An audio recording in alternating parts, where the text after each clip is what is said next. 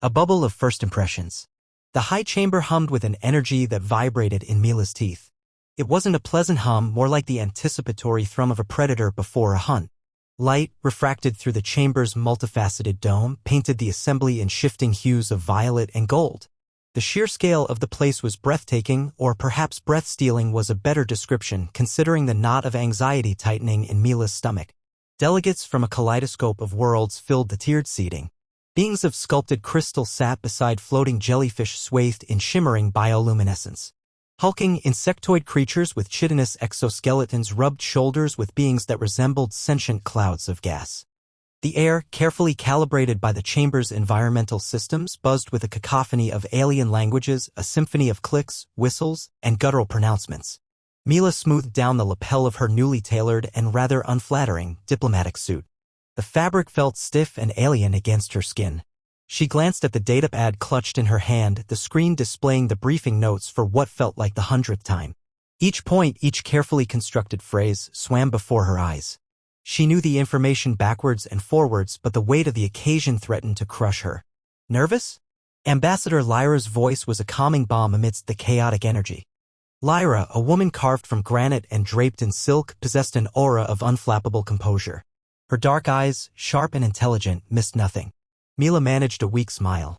Terrified might be a more accurate description. Lyra's lips curved in a rare, almost imperceptible smile. Understandable. But remember your training, Dr. Ortiz. You were chosen for a reason. Because I'm expendable? Mila muttered under her breath. Lyra's expression hardened slightly.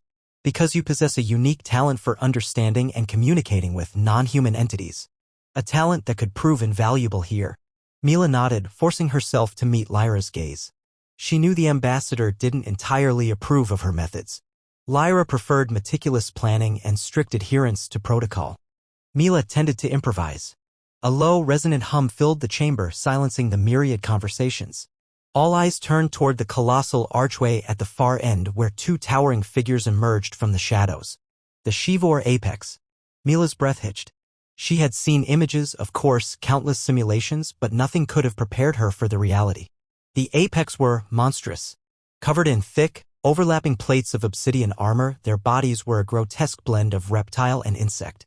Razor-sharp claws clicked against the polished floor, and their massive heads, dominated by rows of jagged teeth, swiveled, taking in the assembly with cold, reptilian intelligence.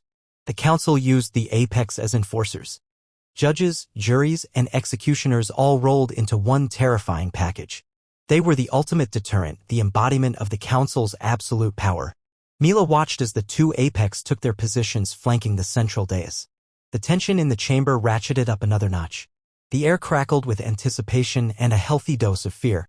Counselor Zorgan, a being of immense bulk with skin like polished granite, rose from his seat on the dais. His voice, amplified by the chamber's acoustics, boomed across the assembly.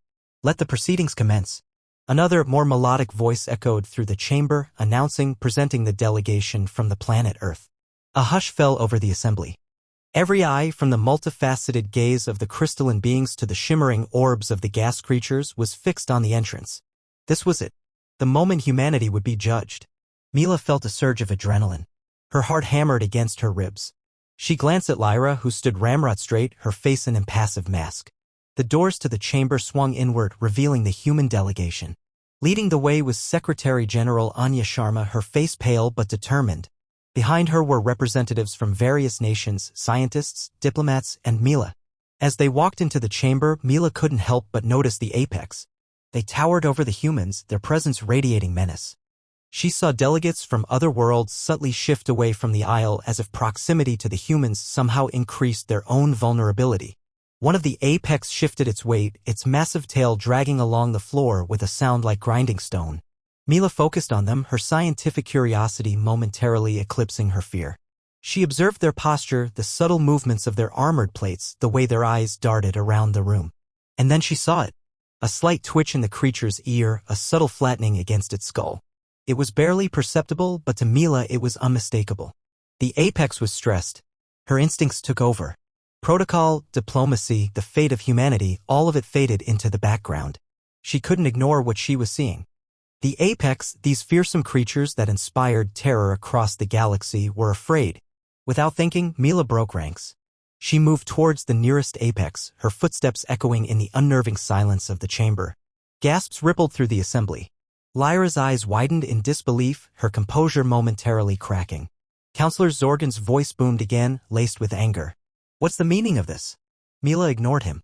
She focused all her attention on the apex, approaching it slowly, deliberately. She raised her hands, palms open, a gesture of peace she hoped would translate across species. It's all right, she murmured, her voice barely a whisper. It's okay. You're safe. The apex tensed, its massive head lowering slightly. Mila could feel the heat radiating from its armored body. She reached out, her hand trembling slightly, and gently stroked the ridge behind its mandibles. A collective gasp swept through the chamber. This was insane. Unthinkable. Humanity's first impression on the Galactic Council, and one of their representatives was petting the guard dog. To Mila's astonishment, the apex relaxed. Its armored plates seemed to loosen slightly, and its tail, previously rigid, began to thump against the floor. A low rumble emanated from its throat, a sound that was almost purring. Mila continued to stroke the apex, murmuring soothing syllables, her voice a soft counterpoint to the rising tide of alien chatter. She felt a strange sense of connection with the creature, a shared understanding that transcended language and species. Counselor Zorgan was apoplectic. Seize her. Immediately. But no one moved. They were all too stunned, too captivated by the scene unfolding before them. The apex, the creature of nightmare, was being soothed by a human. It was an impossible, unbelievable sight. High General Forlag, a towering figure with a face like carved stone, watched the scene with a mixture of confusion and something else. Something that Mila couldn't quite decipher. He had always viewed the apex as a tool, a weapon. He never considered that they might feel. The other apex, the one Mila hadn't approached, shifted its weight, its eyes narrowing. It emitted a low growl, a sound that sent shivers down Mila's spine. She knew she had to be careful. She had only bonded with one of them. But as she continued to stroke the first apex, she couldn't shake the feeling that something profound had just shifted. The balance of power, perhaps. Or maybe just the way the galaxy viewed humanity. In that instant, humanity's fate hung in the balance, suspended in a bubble of first impressions, all because of one woman's act of unexpected compassion. The galaxy had come to witness humanity's introduction.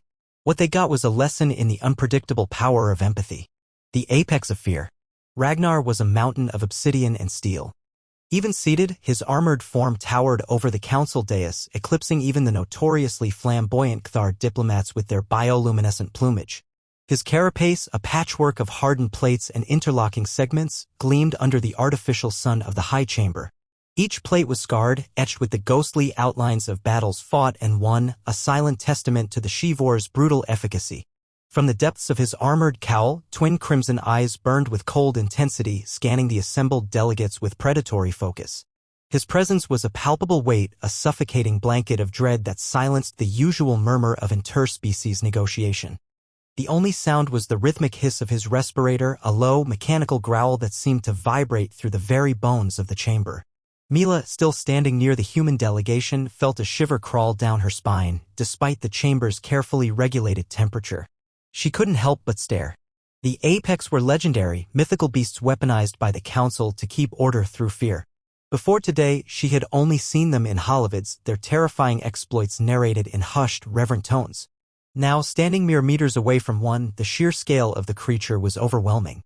Whispers rippled through the delegate ranks, hushed and laced with fear. They say he single-handedly crushed the Volusian rebellion, a quavering voice hissed from the direction of the reptilian Grolak delegation. Reduced their entire capital city to rubble. I heard he once tore through a Skrellian dreadnought with his bare claws, another voice, barely audible, added. Left nothing but twisted metal and plasma fires. Mila ignored the rumors, focusing instead on the creature itself. Despite the imposing armor and fearsome reputation, she searched for something else, something beyond the carefully cultivated image of ruthless enforcer. And she saw it. Almost imperceptible, but undeniably there. Ragnar's thick, leathery ears, usually held rigidly erect, were flattened slightly against the back of his head. His breathing, though still rhythmic, was becoming rapid, almost panting. The massive claws that adorned his gauntlet hands twitched nervously, scraping against the polished durasteel of the dais. Those crimson eyes, so often described as emotionless, flickered with a subtle unease. A shadow of something akin to anxiety. Mila's heart ached. The rumors of brutality, the tales of carnage, painted a picture of a monster. But what she saw was something far more complex, something more vulnerable. This apex, this living weapon, was stressed. Counselor Zorgan, his bulbous eyes bulging with outrage, pointed a trembling appendage at Mila. Seize her. That human dared to touch a Shivor apex. Such insolence cannot be tolerated. The council chamber erupted in a cacophony of alien voices, a chorus of indignation and outrage. Several heavily armed Gromac guards surged forward, their energy rifles raised, aiming directly at Mila. High General Forlag, the head of the human delegation's security, stepped in front of Mila, his face a mask of grim determination. Stand down. Dr. Ortiz is under the protection of the Terran Confederacy. The Gromac guards hesitated, their reptilian eyes darting nervously between Forlag and Zorgan. The tension in the chamber thickened, becoming almost unbearable. Mila knew that one wrong move could trigger an intergalactic incident of unimaginable proportions. But her focus remained on Ragnar. The apex hadn't moved, hadn't reacted to the escalating chaos around him. He remained seated, a silent, impassive observer. Yet Mila could sense his distress growing, the subtle signs of anxiety becoming more pronounced. He was trapped. Trapped by his reputation, trapped by his duty, trapped by the expectations of the council. He was a prisoner in his own armor, a weapon forced to obey. Mila felt a surge of empathy, a fierce protectiveness towards this creature that everyone else saw as a monster. She couldn't explain it, couldn't justify it, but she knew she had to do something. She stepped out from behind Forlag, ignoring his protests and the increasingly frantic shouts of the other delegates. She walked towards Ragnar, her steps slow and deliberate, her eyes fixed on his crimson gaze. The Gromac guards shifted nervously, their weapons trained on her. But they didn't fire. They were waiting for orders, waiting for the apex to react. Mila stopped a few feet from the dais, her gaze level with Ragnar's. She raised her hands, palms open, a gesture of peace, of non-aggression. It's all right, she said, her voice soft but clear, cutting through the din of the chamber. I know you're stressed. It's okay to be stressed. Counselor Zorgan sputtered, his face turning an alarming shade of purple. She's insane. Arrest her immediately. But no one moved. All eyes were on Mila, on Ragnar, on the impossible connection forming between human and apex. Ragnar's head tilted slightly, his crimson eyes narrowed, studying Mila with an intensity that made her skin crawl. For a moment, she thought he would lash out, would unleash the terrifying power that everyone feared. But then something unexpected happened. One of his massive, clawed hands, encased in layers of hardened armor, twitched. Just a slight movement, almost imperceptible. But Mila saw it. And she knew, with a certainty that defied logic, that she had reached him. She had pierced the armor, bypassed the fear, and touched something deep within the heart of the apex. The apex of fear could also be the apex of something else entirely. Whispers of the past. The mingled aromas of parched earth and cured hay enveloped Mila as she knelt in the barn's dust-laden corridor. A faint, plaintive whimper drew her attention to a shadowed recess where a mud-caked kitten, painfully thin, lay with a foreleg bent at a grotesque angle. A cloud of flies buzzed around the injury, a revolting halo. Mila's nose wrinkled instinctively, yet her determination held firm. Easy now, little one, she murmured, her tone a gentle caress. Extending a hand slowly, palm open, she allowed the creature to cautiously explore her fingers before attempting contact. A flinch, then a tentative brush of its head against her skin. Mila's face softened into a smile. There you go. I'm not going to hurt you. Her touch featherlight, she assessed the damage to the small leg. A clean fracture, she concluded, knowledge gleaned from years spent caring for the menagerie of injured creatures on her family's land. It was a break that demanded a splint. Papa. Her voice, clear and strong, carried across the farmyard. Moments later, a tall figure filled the doorway, a man etched with the sun and wind, his hands rough-hewn yet gentle. What is it, Mila? This little one has broken its leg. Can you help me with some splints? Her father's weathered features softened as he observed his daughter cradling the distressed animal. Always gathering waifs and strays, aren't you? He remarked, a chuckle laced with fondness. He briefly tousled her hair before turning toward his workshop. Mila continued to stroke the kitten, crooning soft reassurances. She'd always possessed an innate connection with animals, an uncanny understanding of their unspoken needs. It felt like a sixth sense, a feeling of their fear, their discomfort, their desperation. It transcended mere observation, it was a profound empathy that resonated within her very core. The splinting was a delicate dance, each movement measured and careful. The kitten voiced its objections with frantic cries. But Mila remained a beacon of calm, her voice a soothing balm, her words a gentle litany. With unwavering focus, she carefully bound the fragile limb with soft cloth, her brow furrowed in concentration. At last, the makeshift cast was complete. Mila drew the kitten close, cradling it securely against her chest. There. All done now, she whispered.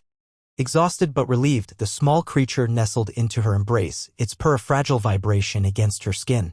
Later that evening, nature unleashed its wrath upon the farm in the form of a violent storm. The wind became a howling beast, rattling window panes and shaking the very foundations of the barn. Lightning slashed across the inky sky, followed by thunderclaps that reverberated through the earth. From her perch at the window, Mila watched the tempestuous spectacle unfold. But her attention was soon diverted to the barn, where the horses were growing increasingly frantic. Their whinnies pierced the night, laced with terror, their hooves a frantic tattoo against the wooden floor. Without a second thought, she snatched her oilskin coat and plunged into the storm. The gale clawed at her, rain plastered her hair to her face, but she pressed onward, resolute in her mission to reach the distressed animals. Inside, the horses were a whirlwind of panic, their eyes wide with primal fear. A grand mare, Belle, was the most distraught, rearing and lashing out at her stall. Mila approached Belle slowly, her voice pitched low and steady. "Easy, girl. Easy. It's just a storm." Belle snorted, nostrils flared, her entire body trembling. Mila reached out, gently stroking the mare's velvety muzzle. "I know you're scared," she whispered. "But I'm here. You're safe now." She continued to caress Belle, speaking in quiet, soothing tones, her words a rhythmic counterpoint to the storm's relentless roar. Slowly, gradually, Belle's agitation began to ebb. Her frantic movements softened, her breathing deepened and grew steady. Mila remained by Belle's side for hours, a steadfast presence in the mare's stall. As the storm raged on, an unexpected sense of calm settled upon the barn. Sensing Belle's newfound composure, the other horses, too, began to relax. Finally, as dawn painted the horizon, the storm began to relinquish its hold. The wind softened to a sigh, the rain dwindled to a fine mist, and the thunder retreated into the distance. Mila emerged from the barn, soaked to the bone, her hair a tangled mess, but a quiet sense of fulfillment resonated within her. She had weathered the storm, not just physically, but emotionally, guiding the animals toward a place of solace amidst their fear. Later that morning, as Mila settled at the breakfast table, her mother, a comforting figure with a gentle smile, placed a steaming mug of hot chocolate before her. "You were out in that storm all night, weren't you?" she asked, her voice tinged with concern. Mila nodded, the simple gesture speaking volumes. "The horses were terrified. I had to help them." Her father, who had been engrossed in the morning paper, lowered it, his gaze thoughtful. "You possess a rare gift, Mila," he observed. "You understand animals in ways most people can't fathom. You see past their fear, their aggression, their primal instincts. You see their very souls.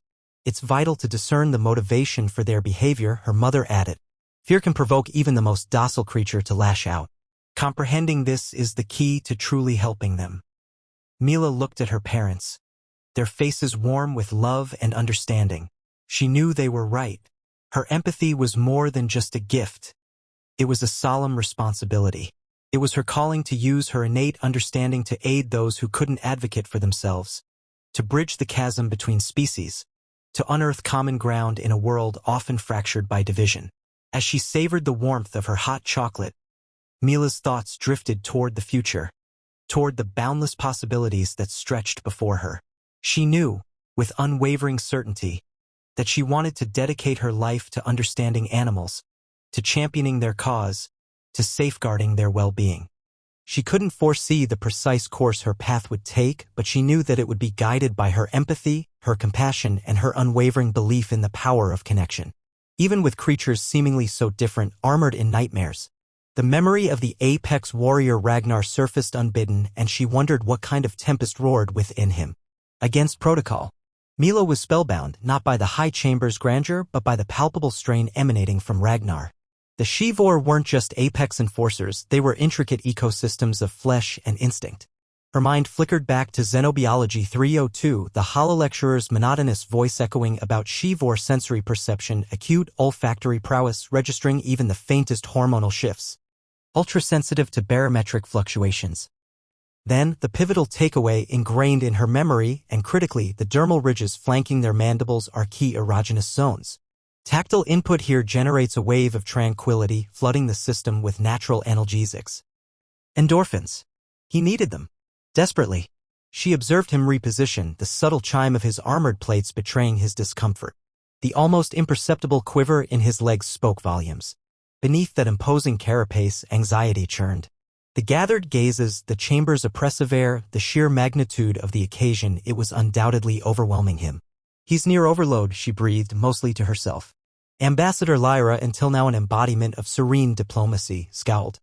Dr. Ortiz, respectfully, we are observing the most formidable being in known space. Overload hardly encompasses the situation. Mila shook her head, her concentration unwavering.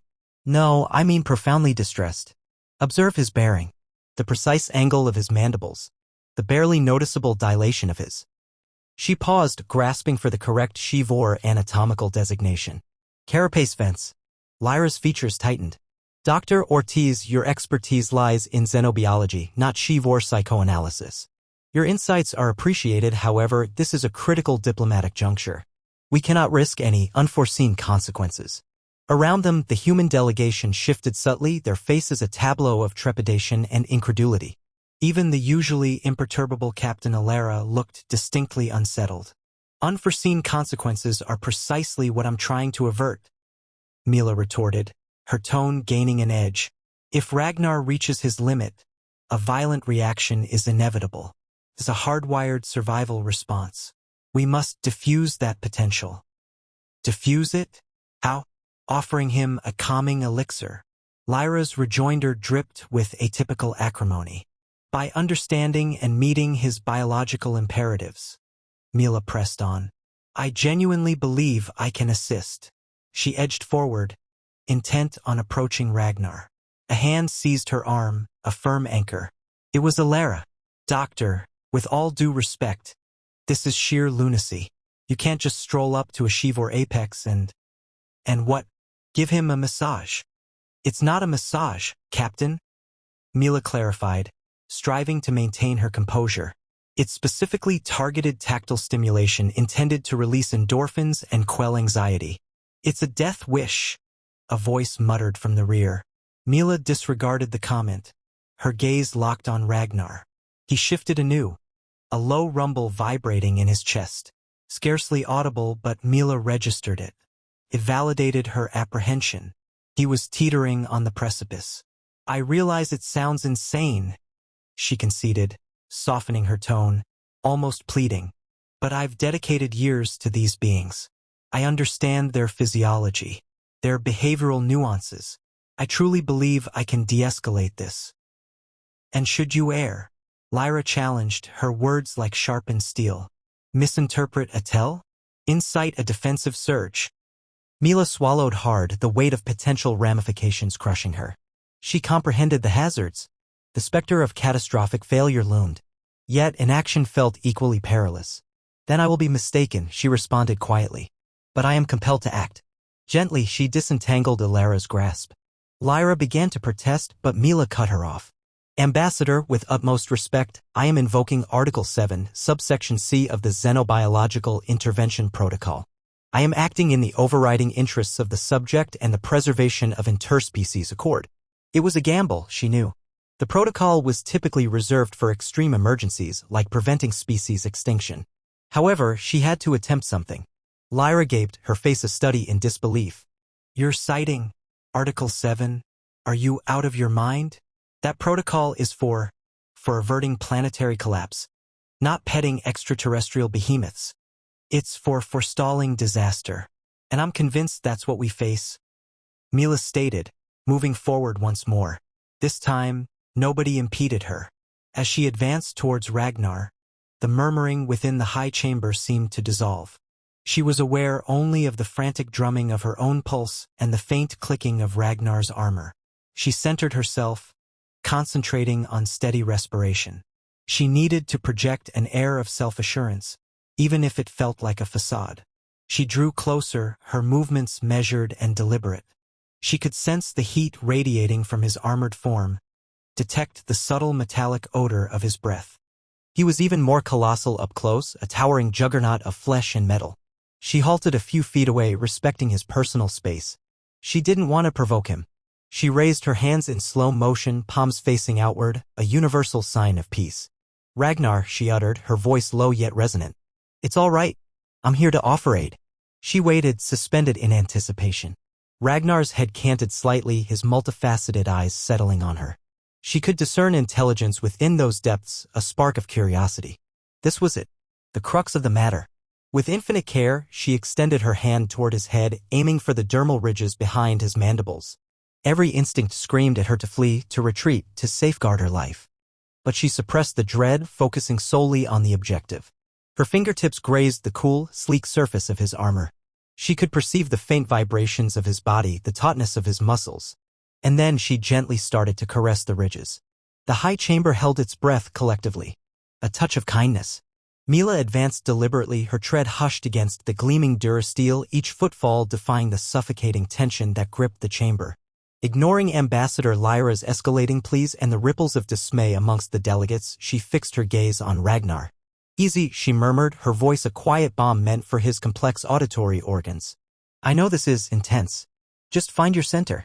Or the Shivor equivalent thereof.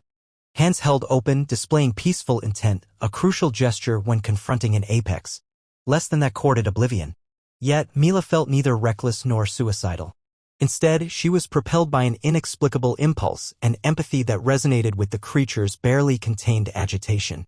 She perceived not a savage, but a being teetering on the precipice, overwhelmed by a deluge of stimuli and societal pressures. Her approach ignited a maelstrom of alien vocalizations, clicks, whistles, and guttural pronouncements of alarm. Counselor Zorgan, his gelatinous form trembling with indignation, roared, "Restrain her. She violates all precepts. This is an act of war." Unfazed, Mila's focus remained on Ragnar. She discerned the subtle quivers traversing his armored exoskeleton, the involuntary twitch of his mandibles. He was fighting an internal battle, wrestling the urge to unleash the legendary fury attributed to his kind. But beneath that, she detected something else. A profound weariness, a desolate sadness akin to the abandoned creatures she'd rescued in her youth. "It's all right," she repeated, her voice unwavering despite the flutter in her chest. She was close enough now to discern his scent, an unusual, earthy aroma laced with the metallic tang of his armor. Close enough to observe the intricate carvings adorning his plates, the almost imperceptible chromatic shifts that betrayed his inner turmoil. She extended a hand, hovering hesitantly near the base of his mandibles, drawing absolute quiet across the hall. Every eye bored into her. She could feel the concentrated heat of countless blasters aimed at her back, the crushing weight of expectation bearing down. "Protocol to the void," she muttered, bracing herself. With a sudden wellspring of determination, she made contact. Her fingertips grazed the ridge behind his mandibles, a sensitive nexus point she'd identified in her research. The texture was akin to polished stone, but beneath the surface, a subtle vibration thrummed with contained power. A collective intake of breath swept the room. Weapons drew tighter, safeties clicked off with chilling precision. The atmosphere thickened with the potential for carnage. Mila ignored it all, utterly consumed by Ragnar. Lightly, firmly, she began to stroke the ridge. A simple act of compassion, a silent reassurance. Not a threat. Not an attempt to control. Just comfort. Ragnar's muscles clenched, his frame locked in place for a heartbeat. Then, gradual and barely perceptible, came release. The tremors ebbed. His mandibles stilled. Tension bled from his massive form.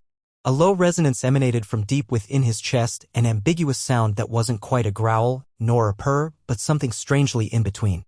It vibrated through her hand, a profound, resonant hum that seemed to calm her as much as it did him. High General Forlag, standing rigid near the human delegation, snapped an order in rapid Shivor, his voice slicing through the silence. Several Shivor guards lowered their weapons, though their gaze remained fixed on Mila with a combination of awe and distrust. Counselor Zorgan, however, remained incensed. "Arrest her. I insist. This is an insult to the Council, a breach of interstellar covenant." Forlag turned his impassive gaze toward Zorgan. "The apex is stabilizing, Counselor. The human prevents a regrettable outcome. Your demands are registered but will be addressed after this crisis has abated." Mila maintained her soothing rhythm, stroking Ragnar's dermal ridge. She felt the shift in his energy, the transition from high alert towards something akin to serenity. He lowered his immense head slightly, an unspoken invitation to continue. His multifaceted eyes, previously narrowed and fierce, softened, reflecting the light with newfound clarity. In that moment, Mila felt a bond that transcended linguistic, species, and cultural divides. A shared understanding, a connection forged from empathy and faith. She knew her actions were audacious, that she had gambled everything on a creature the galaxy deemed a monster. Yet she felt no regret.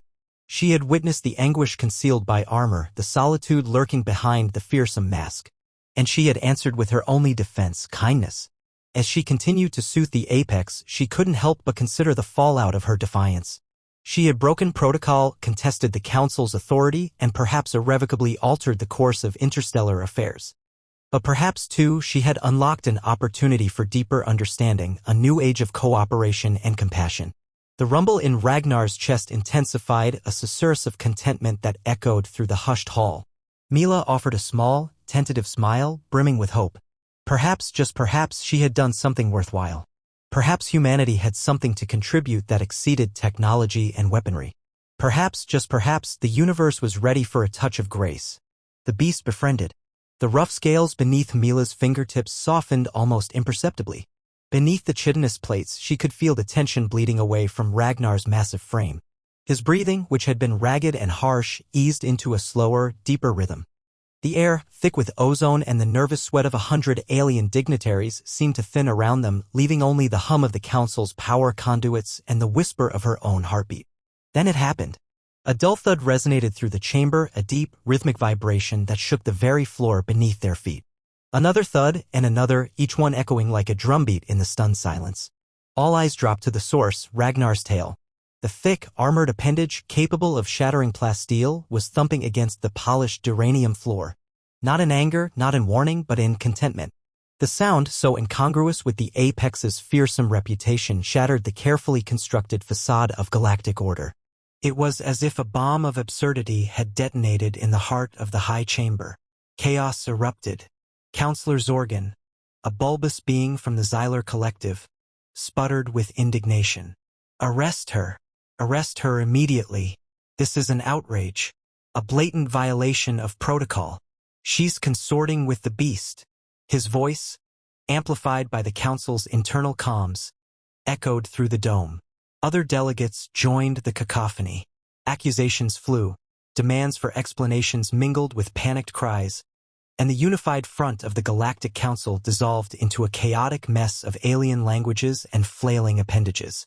High General Forlag, his reptilian face a mask of consternation, barked orders at his security detail.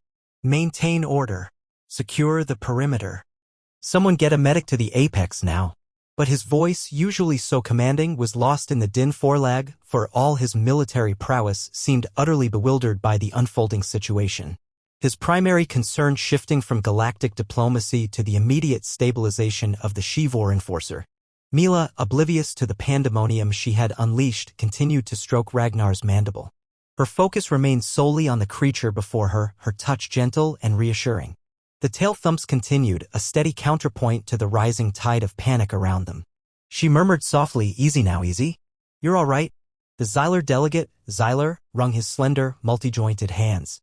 His large, iridescent eyes, usually shining with optimism, were clouded with worry. He watched Mila with a mixture of fascination and apprehension. He had always championed diplomacy and understanding, but this was beyond anything he could have imagined. "This is unprecedented," he whispered to a nearby delegate from the Valerian Confederacy, a species known for their stoic pragmatism. The Valerian, a tall, slender being with skin like polished obsidian, simply inclined its head. "Indeed, the established order is clearly destabilized." Zorgan, his face turning an alarming shade of purple, was practically apoplectic. "Forlag, I demand you take control of the situation. That human is clearly deranged. She must be apprehended before she does something even more unorthodox." Forlag, torn between his duty to the Council and the undeniable fact that the apex was demonstrably calmer under Mila's care, hesitated. He saw the genuine connection between the woman and the beast, a connection that defied all logic and protocol. If nothing else, he needed to keep the apex stable. Any further agitation could result in untold damage, both physical and diplomatic. "Counselor Zorgan," Forlag said, his voice regaining some of its authority. "I understand your concerns. However, at this moment, the priority is the well-being of the apex. Any sudden movements or forceful interventions could exacerbate the situation." Zorgan sputtered again, but Forlag cut him off. "Security maintain a perimeter around the apex and the human. No one is to approach without my express permission." The security detail, a mix of species from across the galaxy, moved into position, their weapons raised but their expressions uncertain. They were trained to deal with threats with aggression, but how did one deal with a creature that was seemingly being soothed by a human's touch? Mila, finally aware of the chaos swirling around her, looked up, her brow furrowed. "What's going on?" she asked, her voice soft but clear. "Is everything all right?" Her genuine concern, so at odds with the gravity of the situation, only served to further confound the council. Xyler, drawn by Mila's earnestness, pushed his way through the crowd, his slender form navigating the throng of agitated delegates. "Dr. Ortiz," he said, his voice gentle. "While your actions are certainly appreciated, they have also caused a certain amount of consternation." Mila blinked, her eyes wide with confusion. "Consternation? But Ragnar seems much calmer now." She looked back at the apex, her hand still resting on his mandible. He seemed almost peaceful. The tail thumps continued, a steady rhythm of surprising gentleness. It was a scene that no one in the high chamber would ever forget. The terrifying apex, the symbol of galactic law and order, soothed by the touch of a human xenobiologist, his tail thumping like a contented pet. The beast befriended. But the implications of that friendship, those were terrifying indeed. Accusations and defenses. "This is an outrage." Counselor Zorgan's booming declaration reverberated through the stunned assembly. The crustacean alien, iridescent carapace shimmering beneath the artificial sun, jabbed a segmented limb accusingly at Mila. This human has perverted the will of a Shivor enforcer. Immediate detainment is required." Mila, still beside Ragnar, felt a surge of disbelief wash over her. "Arrested? For offering comfort?" She slowly straightened, instinctively smoothing the wrinkles from her lab coat, a casualty of her unscheduled encounter with the floor. Ragnar stirred, a low rumble resonating in his chest, his intense gaze locking onto Zorgan, causing the counselor to recoil slightly. "With respect, Counselor," Ambassador Lyra countered, her tone laced with controlled exasperation. "Dr. Ortiz has committed no offense to justify such extreme measures. She was simply—" Lyra paused, carefully choosing her words. "Assuaging the apex's agitation." "Agitation?" Zorgan sneered, his multifaceted eyes narrowing to slits. "The Shivor are forged for battle, for unwavering obedience. They do not experience agitation as a spoiled pet might. This reeks of mental manipulation. Human contrivance, undoubtedly subtly corrupting the apex. A calculated act of aggression masked as cross-species affection." The accusation hung in the air, a suffocating pall. Mila's pulse quickened. Mind control? The notion was preposterous, yet she saw the seed of suspicion taking root in the delegates' faces. She had to disabuse them, and fast. Drawing a steadying breath, she stepped forward, her voice initially shaky but gaining resolve. "Counselor Zorgan, I assure you, there's no manipulation involved. My actions stem from years of studying Shivor physiology and behavior. Their perceived stoicism is a veneer, a survival adaptation bred into them through generations of war. But underneath, they remain biological organisms with intricate nervous systems and emotional capacities." She gestured towards Ragnar, who now regarded her with unnerving focus. "Note the set of his ears, the rigidness in his posture. Prior to my intervention, he exhibited palpable signs of distress. The accelerated blinking, the subtle tremor in his jaws, these are universal indicators of stress, irrespective of species." "Speculation," Zorgan retorted. "Unsupported assertions. There's no evidence." "I can furnish data," Mila responded, her voice hardening with conviction. "I have analyzed Shivor neurochemical responses to a variety of stimuli. I can demonstrate the physiological parallels between their stress responses and those of other sentient beings, including our own." She scanned the chamber, meeting the skeptical stares of the assembly. "The Shivor are not automatons. They're sentient creatures capable of experiencing a spectrum of emotions. My research indicates that tactile stimulus, specifically gentle pressure applied to targeted nerve clusters, can trigger the release of endorphins, naturally alleviating stress and promoting tranquility. That's all I did." Lyra moved to her side, placing a supportive hand on Mila's arm. "Counselor Zorgan, I must remind you that Dr. Ortiz is a highly regarded xenobiologist with an impeccable record. Her expertise is paramount, particularly now, as we navigate these delicate preliminary negotiations. Accusations of mental intrusion are not only baseless but also potentially detrimental to the already precarious accord between our civilizations." Zorgan remained impassive, his chitinous features unreadable. Cord? You invoke a cord when this human has blatantly influenced one of our mightiest enforcers? This is a flagrant violation of Galactic Council statutes. She warrants investigation. A renewed buzz of debate filled the chamber. Some delegates, influenced by Zorgan's claims, gave affirmative nods. Others, more circumspect, exchanged uneasy looks. The fragile equilibrium that High General Forlag had striven to establish was fracturing. Mila's gaze met Ragnar's, his amber eyes unwavering.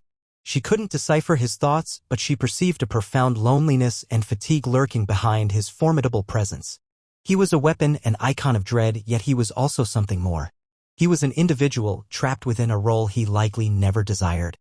If an inquiry is deemed necessary, Mila stated, her voice steady despite the tremor in her hands, I will fully cooperate. I have nothing to conceal. My sole intent was to relieve the Apex's discomfort. I believe that understanding and compassion are vital for erecting pathways between species, not armaments. Zorgan emitted a dry, grating chuckle. Compassion? You posit that a creature bred for annihilation is capable of comprehending compassion? You are naive human. Dangerously so. Lyra squeezed Mila's arm in reassurance. We appreciate your willingness to cooperate, Dr. Ortiz. We will, naturally, ensure that any inquiry is conducted with fairness and impartiality. The ambassador addressed the council once more, her voice regaining its practiced diplomatic poise. I propose we suspend this session to permit a comprehensive evaluation of the situation. In the interim, Dr. Ortiz will remain under my protection. Zorgan parted his mandibles as though to object, but Forlag, his expression grave, raised a hand, silencing him. The ambassador's proposal is accepted. This session is adjourned. As the delegates dispersed, their voices a low murmur, Mila was struck by a wave of exhaustion. She had defended herself, elucidated her actions, but she knew the damage had been done. The accusation of mind control, however absurd, had sown seeds of doubt in the minds of the Council, and the fragile bond between humanity and the galactic community had been irreversibly compromised. She feared what was to come and how it would affect the negotiations ahead and her place in them. Her eyes found Ragnar's.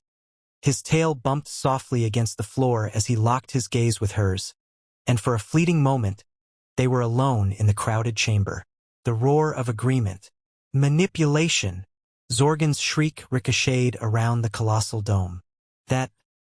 This human dares to meddle with a Shivor enforcer, an arm of the council itself. The barb struck deep, and Mila flinched. It was more than an assault on her methods. It was a blatant disregard for Ragnar's very being, a rejection of his capacity to feel. Her fists clenched instinctively. I relayed my observations, she began, her voice betraying only the slightest tremor. Ragnar displayed clear indications of distress.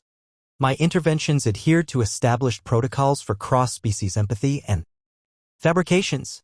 Zorgan hissed, his multifaceted eyes burning with animosity. You bewitched it. Seduction through human weakness. The damage you've wrought is incalculable. A wave of alien clamor surged through the chamber, a dizzying maelstrom of outrage and apprehension. Unease, suspicion, and thinly veiled hostility flitted across the faces of the assembled delegates. Lyra remained a picture of composure, a diplomatic facade, but Mila caught the subtle tightening around her eyes. Containment was proving difficult. Order! Order! Lyra's voice, amplified by the chamber's acoustics, sliced through the din, but its effect was fleeting. The council was a many-headed beast, each mouth spewing poisonous accusations.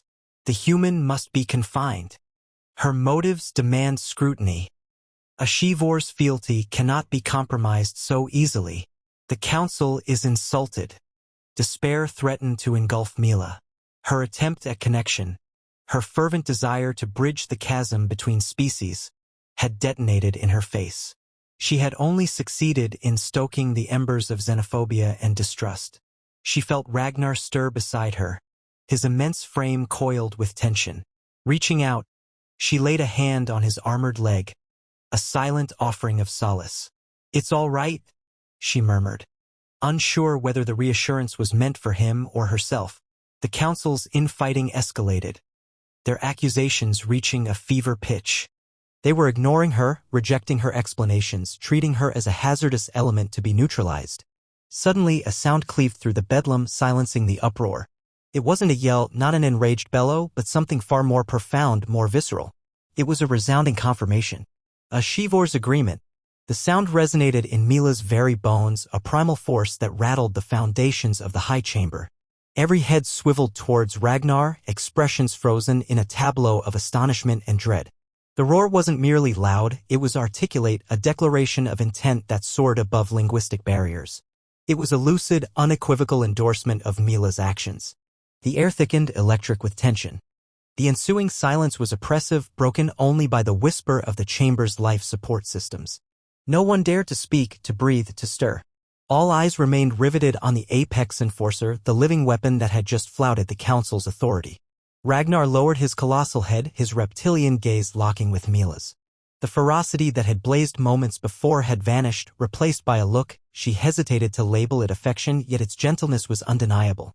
He nudged her shoulder with his head, a surprisingly tender gesture given his formidable size. Ragnar, Mila whispered, her voice hardly audible.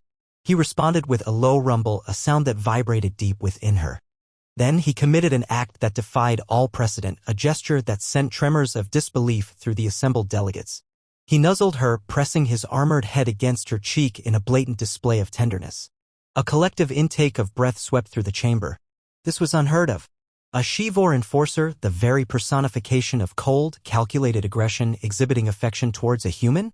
It was an aberration, a contradiction, a violation of their most deeply held beliefs. Zorgan sputtered, his face darkening to a dangerous shade of purple. This is further evidence of her manipulation. She has corrupted it utterly. Before anyone could respond, High General Forlag, his expression grim, raised a hand. Enough, he commanded, his voice imbued with power. This session is adjourned. Counselor Zorgan, I require a private audience with you. He turned to Lyra. Ambassador, ensure Dr. Ortiz remains under your protection.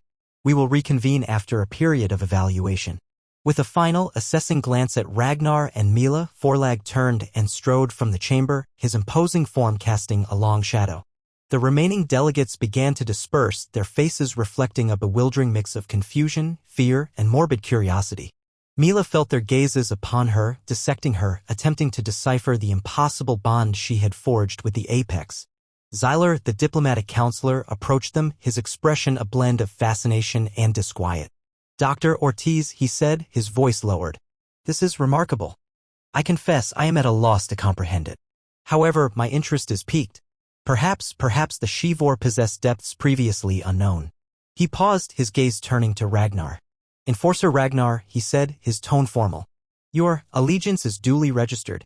He offered a curt bow and retreated, melting into the departing crowd. Lyra placed a hand on Mila's shoulder, her touch both firm and reassuring. Come, Mila, she said. Let's get you somewhere secure.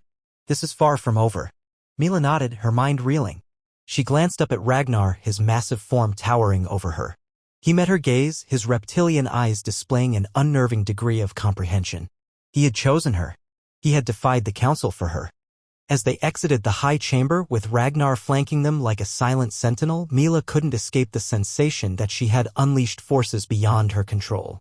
She had opened a window into a new understanding of the Shivor, but she had also opened a can of galactic worms, sparking political intrigue and unimaginable uncertainty. And she was utterly unprepared for the repercussions. Echoes across the galaxy.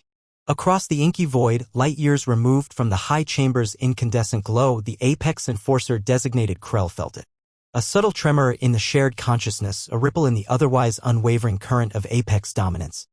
He stood guard on the fringes of the Krll nebula, his six eyes scanning the swirling cosmic dust for pirates, his energy claws humming with barely contained power.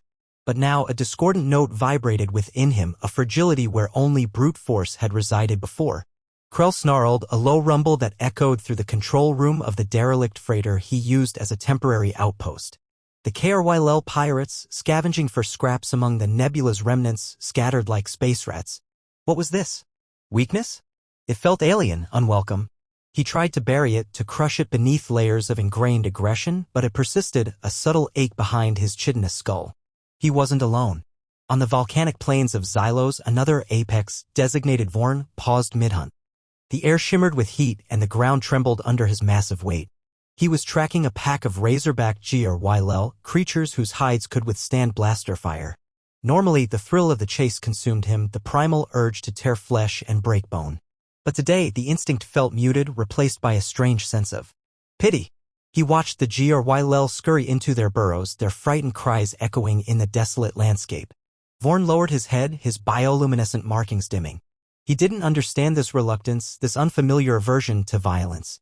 On the lush, vibrant world of Etheria, the apex guarding the glimmering spire, a diplomatic embassy, felt a similar unsettling shift. Designated Lyra, she was smaller than the others, but no less lethal. She had always approached her duty with cold precision, a calculating machine of enforcement. But now, as she observed the diplomats entering the spire, she saw not potential threats, but weary faces burdened by the weight of intergalactic politics. She felt a flicker of something akin to empathy. The sensation was so foreign, so contrary to her purpose, that she recoiled in alarm. The reports started trickling in, initially dismissed as anomalies, glitches in the Apex neural network. Apex enforcers, renowned for their unwavering aggression, were showing signs of docility. Patrol routes were being shortened, confrontations avoided, even acts of outright mercy reported.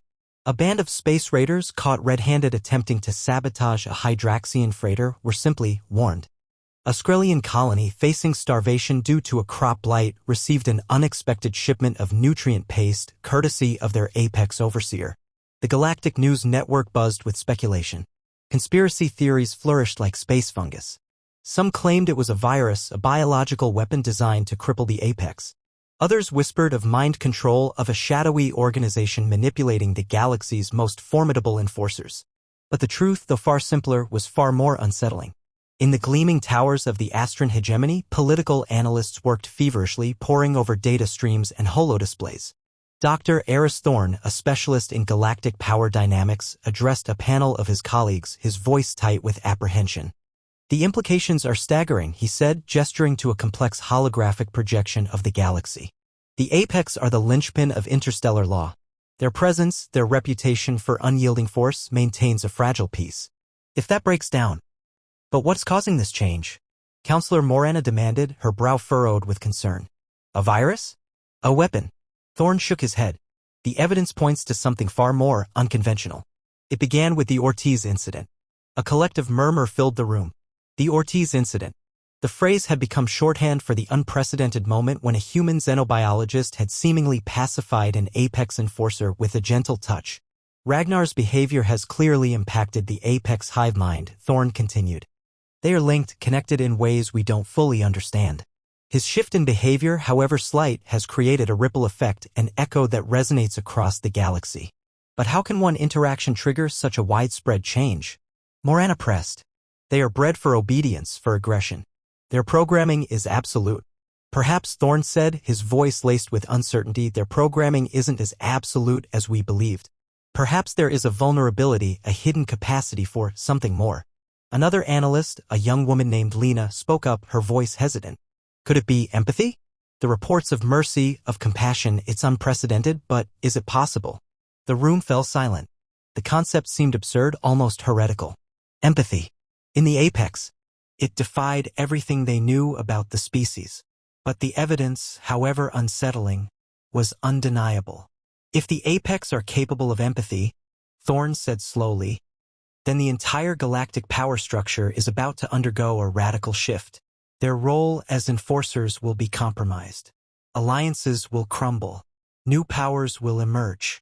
We are entering uncharted territory. The holographic projection of the galaxy shimmered, its vibrant colors suddenly appearing fragile, almost vulnerable. The echoes of Ragnar's change reverberated through the cosmos, carrying the potential for both destruction and, perhaps, a new kind of peace. The galaxy held its breath, waiting to see which future would unfold. The age of the Apex Enforcer was ending. Something new was beginning. Seeds of doubt. The holographic displays looped, relentlessly showcasing Mila's exchange with Ragnar. Chrome visages, belonging to the Gloridian envoys, remained inscrutable, though a faint tremor in one antenna betrayed heightened cognitive activity. Even the Xylosian delegation, beings of stoic crystal, seemed to absorb the imagery with an almost tangible focus. Afterward, Xyler, the Shivor representative, his obsidian eyes usually unfathomable, approached. A spark of something akin to wonder seemed to flicker within their depths. Dr. Ortiz, his voice resonated, a deep bass that vibrated through Mila. Your actions diverged from expectations. Mila's throat constricted. I just felt his distress. It was a reaction. A familiar heat prickled her skin, reliving the moment still felt dreamlike. Xyler canted his head, an alien sign of contemplation. Apex are engineered for emotional nullification. To provoke such a response challenges established paradigms. Maybe those paradigms are flawed, Mila blurted, then regretted her audacity. She hastened to temper her statement. We're still uncovering so much. Perhaps the Apex aren't merely unfeeling instruments. The chamber lights fractured across Xyler's compound eyes. Possibly. The council prioritizes assumptions. Efficiency. Predictability. Your conduct introduces volatility. His gaze drifted towards Counselor Zorgan, locked in a vehement debate with Volcrum officials. Volatility can disrupt. It may also enlighten. He offered a nod, surprisingly fluid given his massive frame, and rejoined his delegation. Apprehension tightened its grip on Mila. Xyler's words were veiled, yet she detected a nascent inquisitiveness, a hairline fracture in the council's monolithic facade. As she turned to leave, snippets of conversation reached her ears. Unprecedented. Never before have the Apex. A human influence. What implications for their dependability? Council protocols, are they truly adequate? The whispers, though hushed and furtive, were unmistakable. Seeds of doubt, sown by a single act of empathy, were taking root within the sterile landscape of the Galactic Council. Across the chamber, Counselor Zorgan, pure, volatile energy contained within a bioengineered husk, experienced the atmosphere's shift as a painful surge. He disengaged from the Volcrum contingent. His voice, a grating rasp, even filtered through the translator. What is the source of this disquiet? He demanded of his aide. A trembling Gloridian named Pella. Pella's antennae drooped further still. There is unease, Counselor, concerning Dr. Ortiz's interaction with the Apex. Some delegates are questioning the long-range consequences. Zorgan's energy flared, causing his shell to pulse with violet fury. Questioning? They dare question the Council's decrees? After centuries of equilibrium, this human threatens to destabilize everything. He glared across the room at Mila, now encircled by a small group, seemingly engaged in vibrant discussion. He could practically feel the tendrils of her influence spreading like a toxic bloom. She manipulated the Apex. Zorgan hissed, barely audible. Psychic coercion masked as compassion. In ancient Shikaran art outlawed millennia past. She must be neutralized. Pella quivered. But there is no evidence of coercion, Counselor.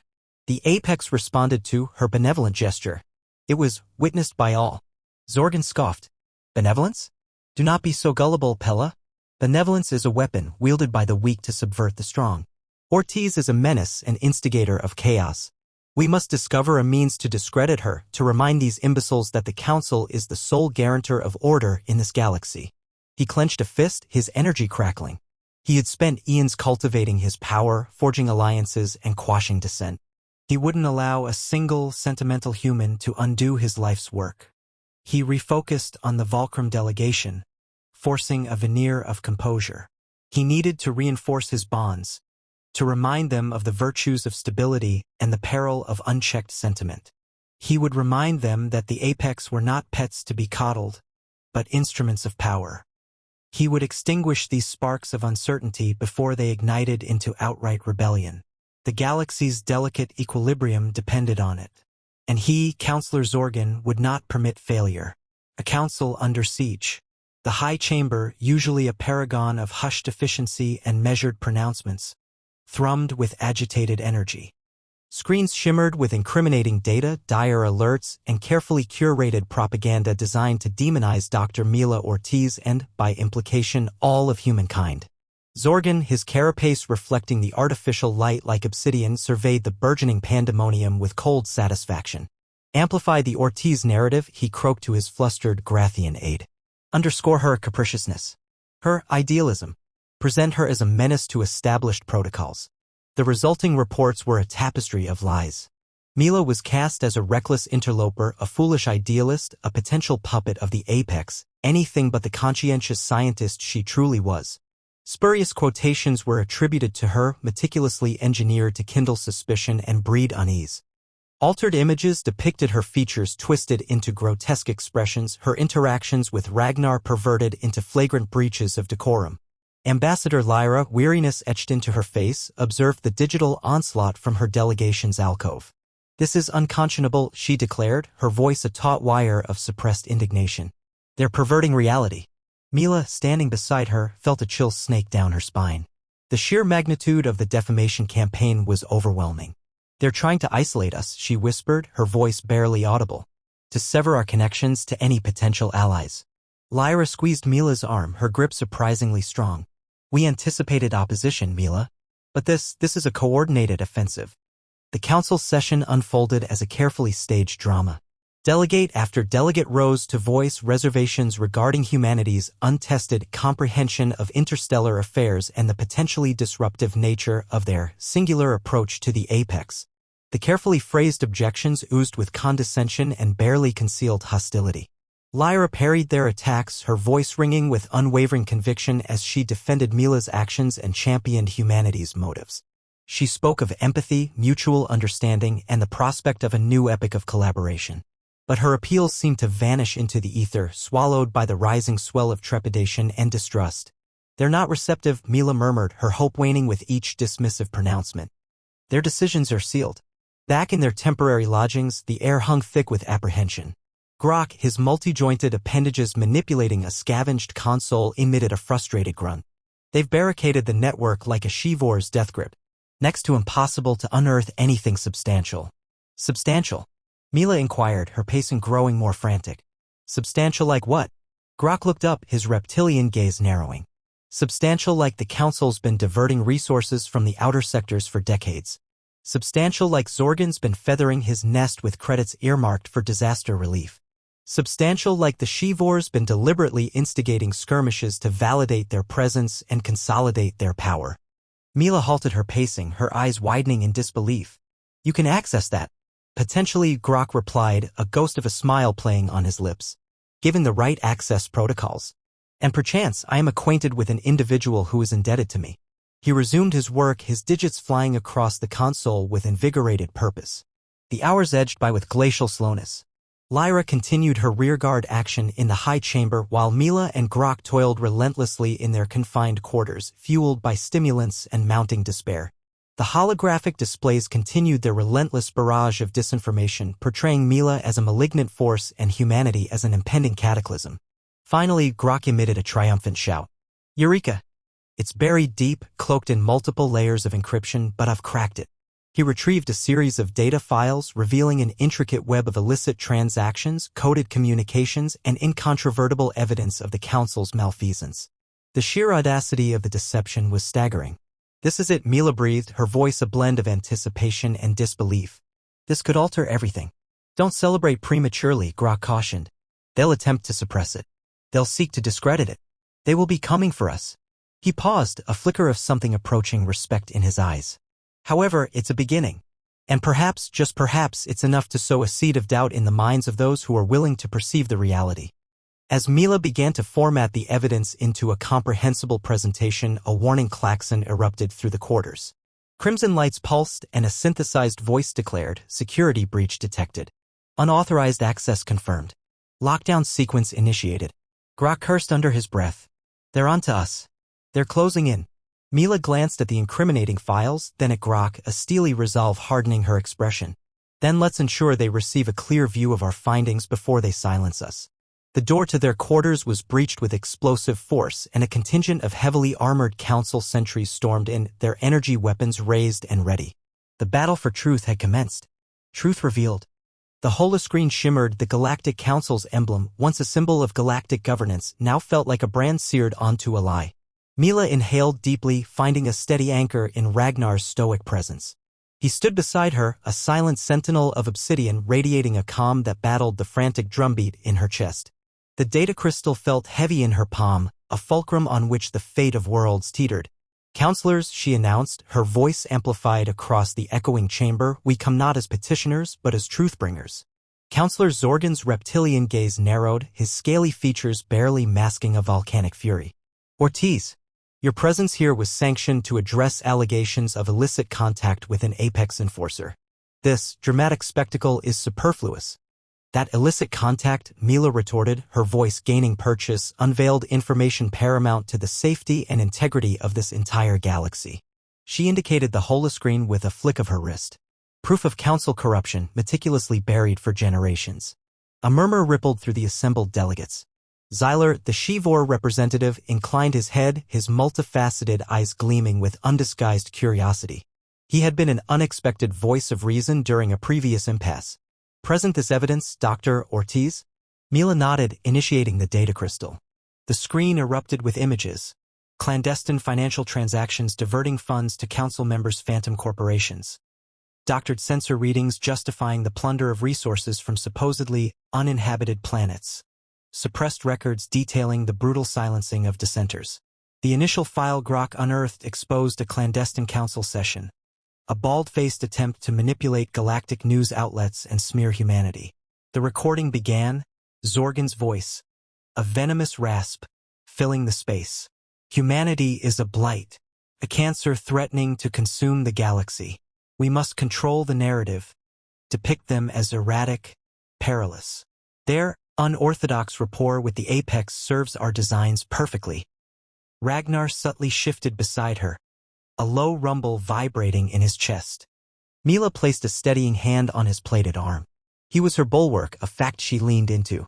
The subsequent file proved even more damning, a meticulously crafted plan to instigate conflict between two fledgling civilizations, igniting a war that would enrich council-affiliated conglomerates through arms sales and resource exploitation. The clinical detachment with which lives were considered expendable was revolting. Gasps and cries tore through the assembly. The carefully constructed facade of the council, the illusion of selfless guardians, shattered like glass. Zorgan slammed his fist against the podium. Lies. Fabrications. These are doctored images, manipulated data. A transparent gambit by humanity to destabilize the council and usurp its power. The data is verifiable, Mila pressed, her voice sharp and clear amidst the uproar. Independent analysis will corroborate its authenticity. The true query, Counselor Zorgan, is why you are so desperate to discredit it. Xyler rose, his voice resonating with authority. I move for immediate authentication of the data. The Shivor possessed the means to conduct a thorough and unbiased assessment. He turned towards Zorgan, pinning him with his gaze. Do you oppose this, Counselor? Zorgan's face was a mask of barely contained ire. This is a flagrant affront to the Council's authority. We shall not be subjected to this travesty. Silence, a thunderous voice boomed through the chamber. A delegate from the KRY-Lel, a species renowned for their unwavering commitment to justice, had spoken. The evidence before us is compelling. We demand a comprehensive and transparent inquiry. One by one, other delegates added their voices in support of an investigation. The momentum was shifting. Mila felt a flicker of hope ignite, but knew that the pivotal battle remained. Zorgan and his cohorts would not cede power without a vicious fight. Ragnar remained a silent constant, his presence a reassurance. His gaze swept across the assembly, a tacit promise of protection. He was a force of nature, and his fealty was hers. There is more, Mila announced, her voice resonating with newfound conviction. Evidence of direct council complicity in the destruction of the Kepler 186F colony. A collective intake of breath filled the hall. Kepler 186F, a flourishing human settlement, had been obliterated by a swift, unexplained cataclysm. The official explanation cited a natural event, but persistent whispers of foul play lingered in the shadows. Mila projected the evidence. Coded communications intercepted by Grok, substantiating that the council had deliberately undermined the colony's terraforming infrastructure, triggering a devastating environmental collapse. The chamber descended into pandemonium. Accusations exploded. Alliances crumbled. The council, once a symbol of unity, was tearing apart from within. Zorgan surged towards Mila, his reptilian claws extended like talons. You will suffer for this, human. Ragnar moved with blinding speed, intercepting Zorgan and slamming him against the podium. His grip was like iron, his eyes blazing with incandescent fury. Lay a hand on her, and you will dearly regret it. Zorgan struggled futilely against Ragnar's overpowering strength. Silence blanketed the room, every gaze locked on the confrontation. Enough, Xyler commanded, stepping forward decisively. This violence is unacceptable. Counselor Zorgan, you will desist. Zorgan glared at Mila, his eyes burning with palpable animosity, before reluctantly submitting. Ragnar released him, resuming his position beside Mila. The Galactic Assembly was in disarray, but Mila felt a quiet sense of accomplishment. The truth had been revealed. The seeds of revolution had been sown. We have only scratched the surface, Mila asserted, her voice ringing with unflinching resolve. There is much more to expose. But today we have taken the crucial first stride towards a more equitable and just galaxy. She met Ragnar's gaze, his eyes mirroring the glow of the holoscreens. He was more than merely an apex enforcer. He was her ally, her protector, her confidant. And together they would confront whatever trials lay ahead. The galaxy watched, gripped by shock and outrage. Grok's audacious hack had not only rescued Mila and Lyra from immediate danger but had also unleashed a conflagration that threatened to incinerate the very bedrock of the Galactic Council. The age of secrecy was drawing to a close. The age of retribution had dawned. A galaxy united. The echoes of bestial roars faded, giving way to a nervous hum that resonated through the shattered grandeur of the high chamber.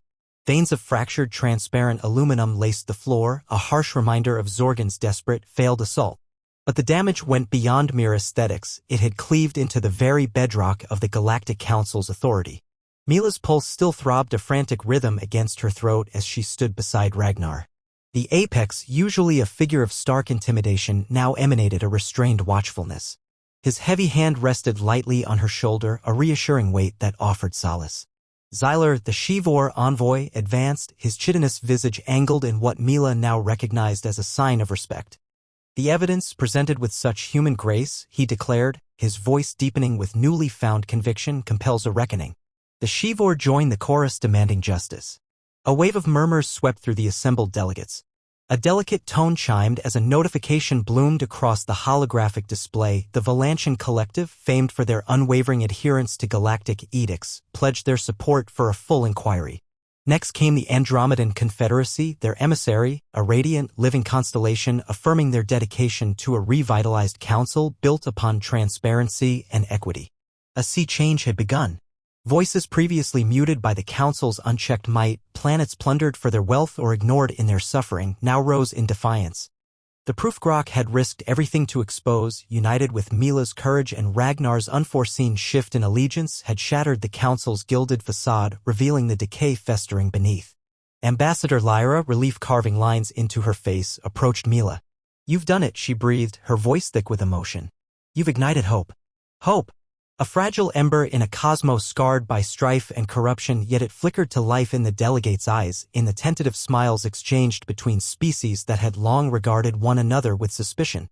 The following weeks became a blur of activity. Mila, with Ragnar a constant presence at her side, emerged as a symbol. They traversed the galaxy, unveiling the evidence, documenting the narratives of those wronged, and painting a vision of a future where justice and fairness were more than just empty pronouncements. They visited the desolate husk of Kepler 186F, ground zero for the Council's most heinous transgression.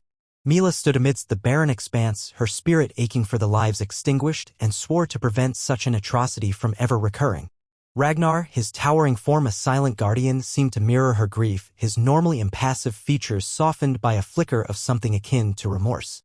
Their journey led them to the vibrant, teeming marketplaces of Xyler's homeworld, where Mila gained insight into the Shivor's intricate social structures and profound reverence for erudition. She observed Ragnar interacting with Shivor children, his daunting presence giving way to surprising tenderness as he patiently addressed their inquisitive minds. They even ventured to a remote mining outpost on the outer reaches of charted space, where workers, mostly Grokner, toiled under the relentless hand of a council-backed enterprise. Mila, recalling Grok's ultimate sacrifice, advocated passionately for their rights, and Ragnar's mere presence sent the corporation's enforcers scurrying for cover. Everywhere they traveled, they encountered distrust, opposition, and outright animosity. Some clung to the established order, fearing progress, profiting from the council's malfeasance. But for every dissenting voice, a multitude echoed with hope, resonating with Mila's message of empathy and Ragnar's unexpected transformation. Mila found herself increasingly reliant on Ragnar. He was her protector, certainly, but also her advisor, her confidant. He possessed an incisive grasp of galactic politics, sharpened by centuries of upholding the Council's decrees, and he could foresee potential dangers and navigate complex situations with uncanny precision. "They will seek to discredit you, Mila," he cautioned one evening as they rested on the veranda of their temporary residence on a serene, lush planet. "They will weaponize your compassion. They will prey on your faith." Mila sighed. "I know. I want to believe that people are inherently decent." Ragnar regarded her, his golden gaze reflecting a mixture of admiration and concern. "Perhaps they are. But even those with the purest intentions are capable of terrible deeds when driven by trepidation or avarice.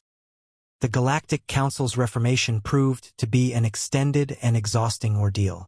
There were fiery debates, painful compromises, and incessant attempts to sabotage the process. But they held the advantage, bolstered by a burgeoning coalition of planets, and with Mila and Ragnar tirelessly championing change, they gradually eroded the old power structures and erected something new in their place. The revamped council was smaller, more representative, and more accountable. It included delegates from previously marginalized planets, and it instituted stringent ethical codes and oversight mechanisms to deter corruption. One of the most critical developments was the establishment of a Galactic Oversight Committee, charged with investigating allegations of misconduct and ensuring that the Council acted in the best interests of all species. Mila was invited to join the committee, but she declined. "I'm not a politician," she told Lyra. "I'm a scientist. I want to concentrate on cultivating understanding and compassion between species, on bridging divides. That's where my efforts will have the greatest impact." As the newly constituted Galactic Council convened for its inaugural official session, Mila observed from the gallery, Ragnar standing silently beside her. The atmosphere felt different, lighter, more optimistic. The delegates, a varied assembly of beings from across the galaxy, appeared genuinely dedicated to collaborating toward a brighter future. Mila smiled, a sincere, heartfelt smile that illuminated her face. The galaxy was still imperfect, and challenges undoubtedly lay ahead. But for the first time in a long while, she felt a surge of optimism. The galaxy was united, not through fear or subjugation, but through a shared aspiration for peace and justice. And it had all begun with a small act of kindness, a brief connection between a human and an apex, a moment that had irrevocably altered the course of everything.